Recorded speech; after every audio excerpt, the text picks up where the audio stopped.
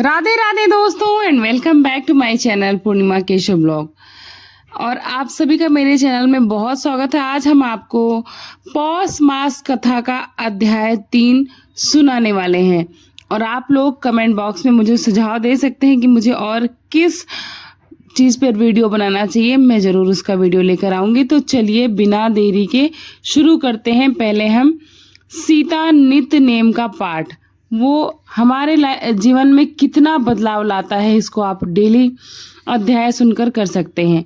सीता ने नित्य नेम की जो कथा है, ये माता सीता कहती थी और प्रभु श्री राम सुना करते थे।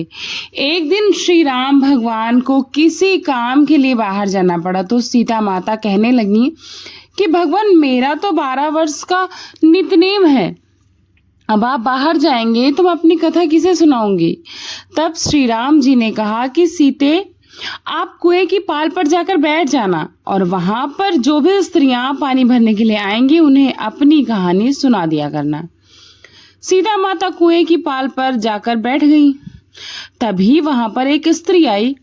उसने रेशम जरी की बहुत ही खूबसूरत साड़ी पहन रखी थी और साथ में सोने का कलश यानी कि घड़ा ले रखा था। सीता माता उसे देखकर कहने लगी कि सुनो बहन, मेरा 12 वर्ष का नित्य नेम सुन लो। पर वह स्त्री बोली कि मैं तुम्हारा नित्य नेम तो सुन लूंगी, तो मुझे घर जाने में देर हो जाएगी, पर मेरी सास मुझे डांटेगी, झगड़ा करेगी, इसलिए उसे कहानी नहीं सुन सकती मैं। और ऐसा कहकर वो अपने घर चली गई। लेकिन उसके घर जाते ही उसकी रेशम जरी की साड़ी फट गई।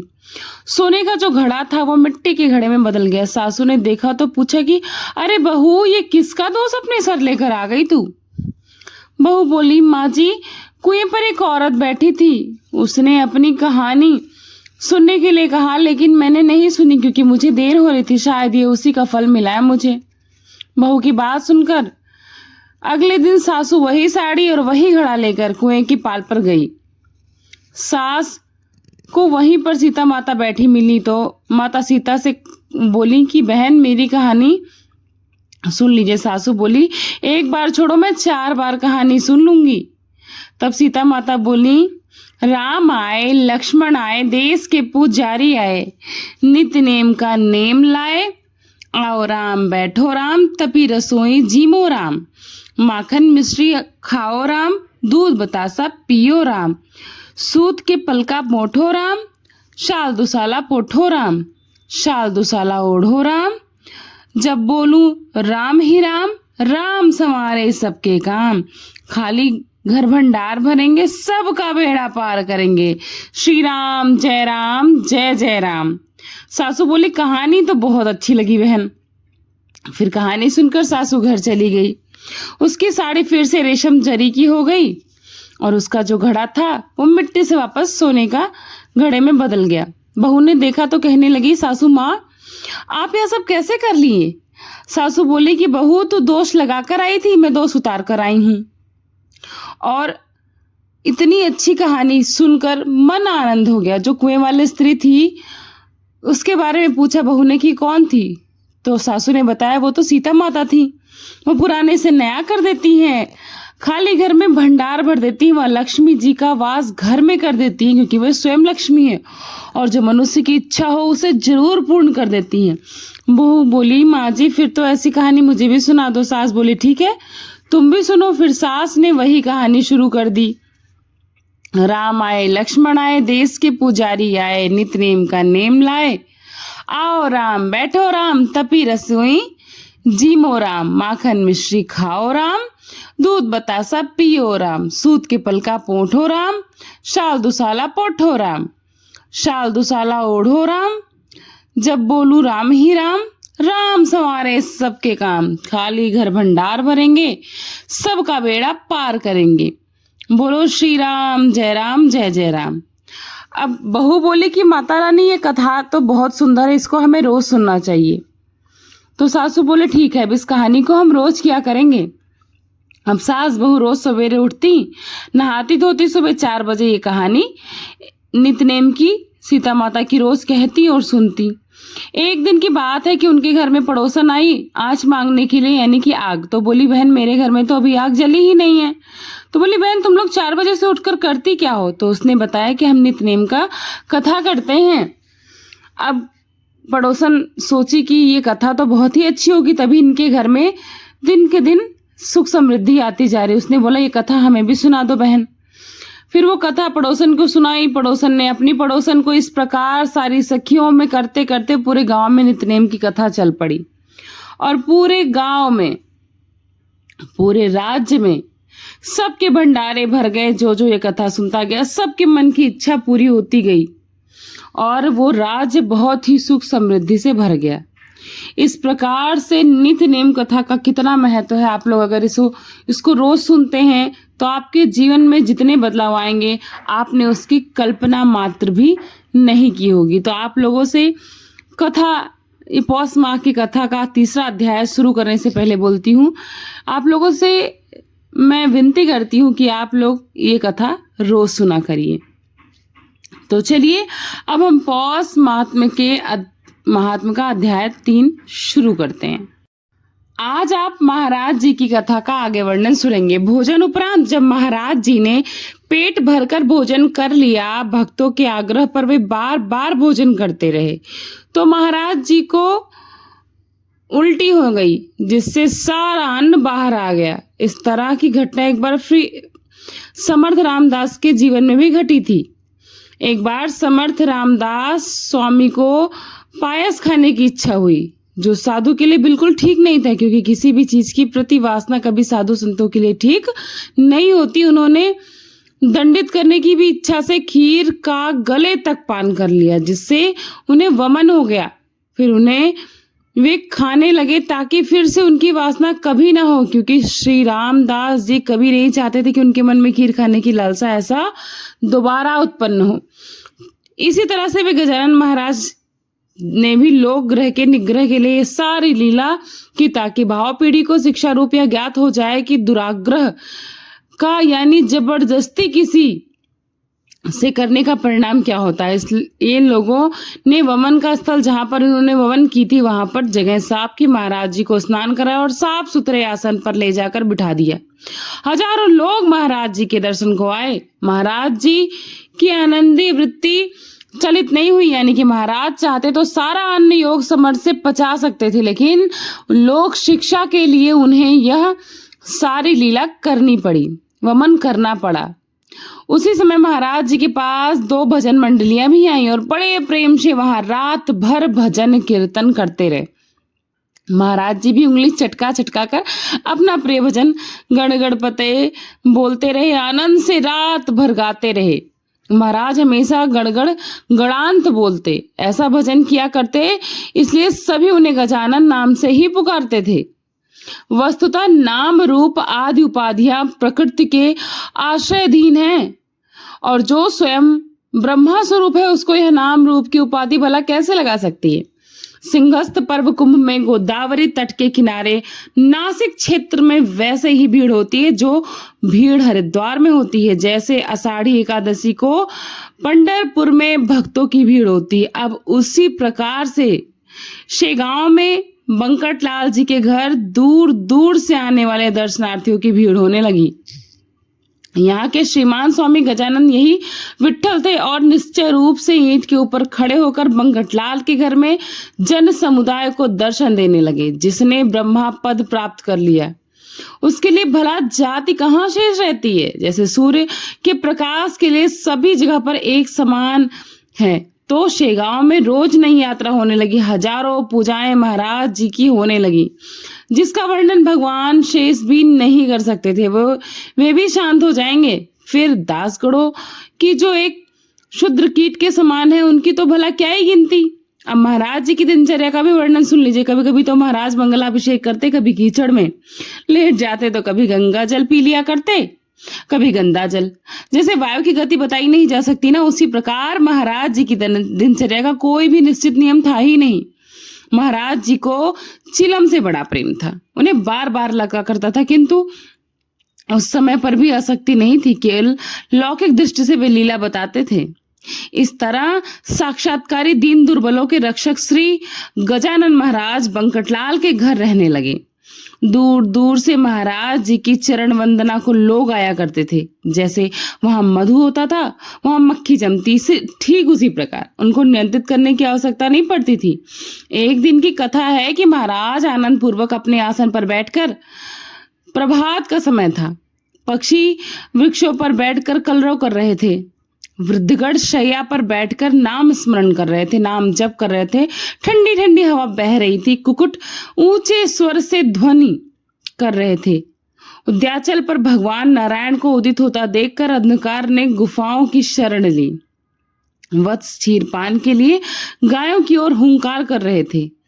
सौभाग्यवती स्त्रियां सम्मार्जन में व्यस्त थीं। ऐसे रम्य समय में से गांव में एक साधु गजानन महाराज के दर्शन को आया। यह गोसाई सर पर क्रियास चिन्ही लपेटे हुए था। उसी तरह से एक झोली बाएं काख में दबी हुई थी। मृग चर्म का लपेटा पीठ पर बंधा हुआ था। ऐसा यह गोसाई एक किनारे बैठा हुआ था और महाराज जी के दर्शन के लिए बड़ी भारी भीड़ इकट्ठा थी।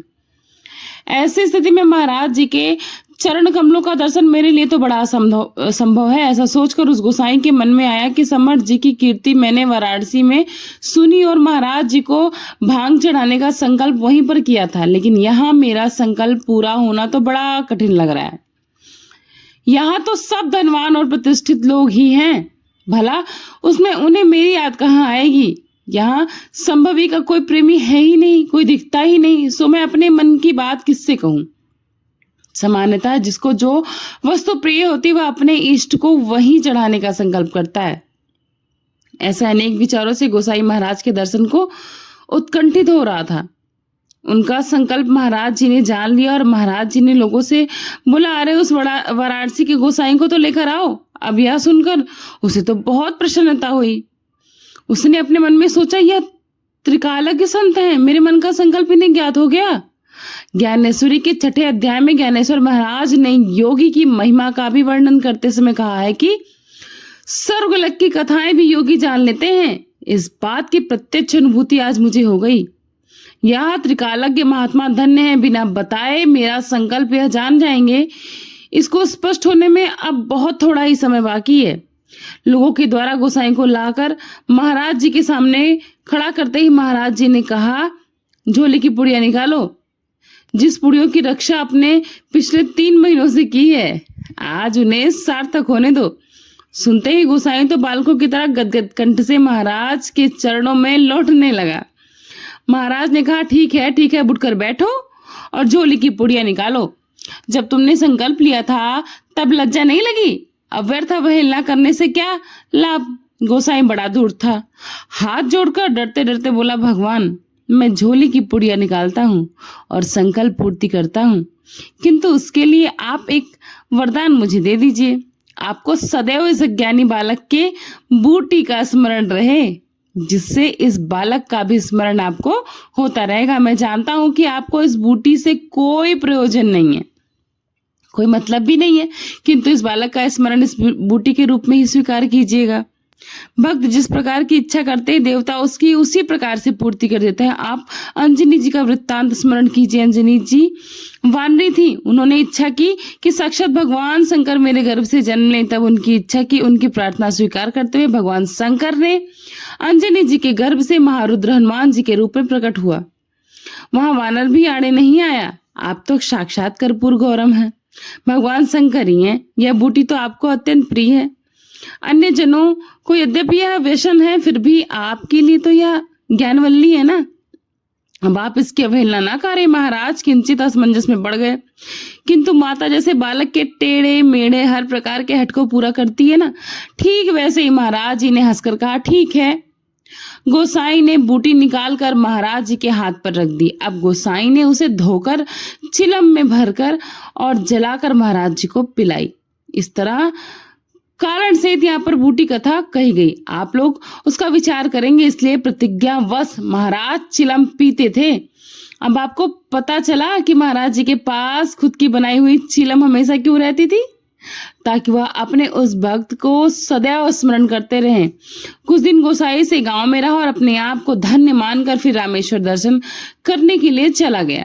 और यही कारण है कि समर्थकों को गांजा की प्रथा पड़ गई, किंतु वह वर के कारण न थी, व्यसन अधीनता के कारण थी। महाराज महान विभूति थे, कमलपत्र जैसे जल में रहकर भी कीचड़ से दूर रहता है, उस पर कीचड़ का कोई प्रभाव नहीं पड़ता है। वैसे ही महाराज व्यवहार में रहते हुए भी अलिप्त थे, उनको कभी किसी चीज की आदत नहीं पड़ी, लेकिन आजकल लोग आदत बना लेते हैं। से गांव में एक जानव नामक प्रसिद्ध देशमुख रहता था। उसका अंतिम समय आ गया था, शरीर में रोग इतना बढ़ गया था कि बहुत दुर्बल हो गया था। वैद्यों ने बहुत प्रयास किए, लेकिन फिर भी कुछ भी लाभ नहीं हो रहा था। वैद्यों ने उसकी नाड़ी देखकर संबंधियों को संकेत दिया कि अब इनका बचना मुश्किल है, इनका समय आ गया। हम लोगों ने अपनी तरफ से भरसक प्रयास कर लिया है, लेकिन इनकी तिल भर भी व्यवस्था नहीं की गई है। अब इन्हें नीचे कंबल पर सुला दीजिए, यही ठीक रहेगा। यह सुनकर सगे संबंधी अत्यंत दुखी हो गए और दुख में डूब गए, शोक में डूब गए।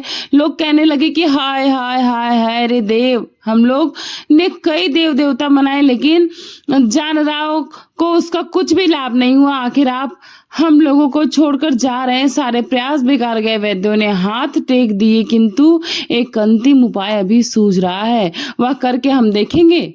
बंकटलाल के घर एक साक्षात्कारी महात्मा है, जिनके कारण से गांव पंढरपुर क्षेत्र बन गया है।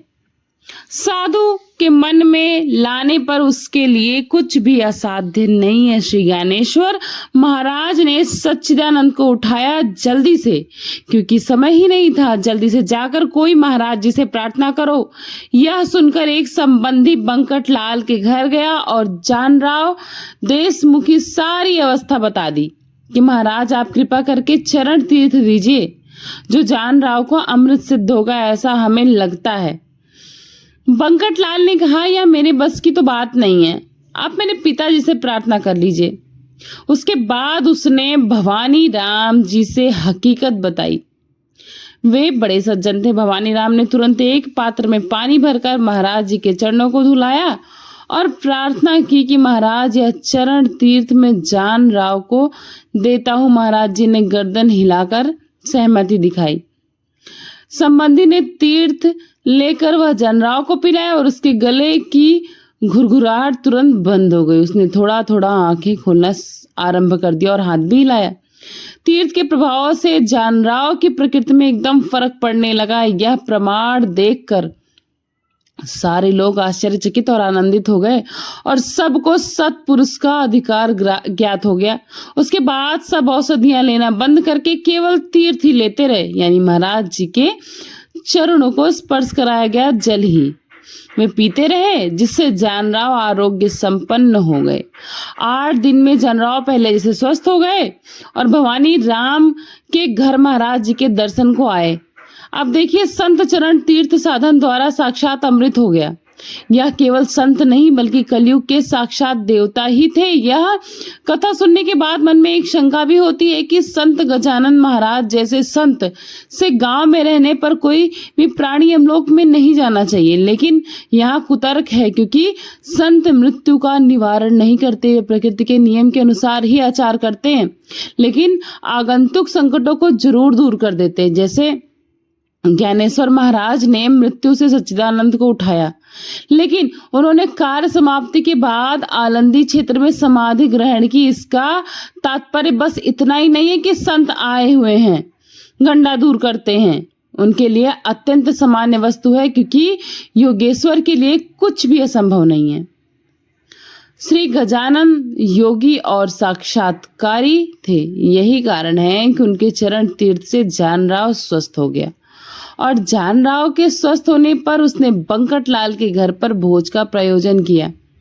जानराव देशमुख तो स्वस्थ हो गया, लेकिन महाराज जी के सामने अब समस्या खड़ी हो गई कि उन्होंने सोचा, अगर मैं इसी तरह से करता रहा तो प्रांचिक लोग मेरा दुरुपयोग भी कर सकते हैं, इसलिए अब मुझे उग्र स्वरूप धारण कर लेना चाहिए।